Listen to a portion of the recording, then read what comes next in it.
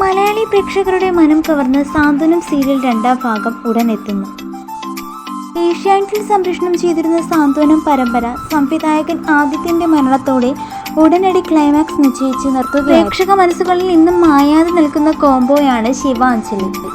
സക്കുടുംബം, സാഹോദര്യം, സ്നേഹം, പ്രണയം എന്നിവയെല്ലാം ആസ്പദമാക്കി ഏഷ്യാനെറ്റിൽ സംപ്രേഷണം ചെയ്തിരുന്ന സാന്ത്വനം പരമ്പര പ്രേക്ഷകരുടെ പ്രതീക്ഷയ്ക്ക് വിരാമമിട്ടുകൊണ്ട് അങ്ങനെ ആ വാർത്ത പുറത്തു വന്നിരിക്കുകയാണ്. സാന്ത്വനം 2 ഉടൻ വരുന്നു. എന്നാൽ പ്രൊമോയിൽ പറയുന്നത് പുറമേ അകന്നും അകമേ അടുത്തും എന്നാണ്. ഇതിൽ തുടർ കഥയാണോ അതോ പുതിയ കഥയാണോ കഥാപാത്രങ്ങളാണോ എന്നൊന്നും വ്യക്തമായിട്ടില്ല.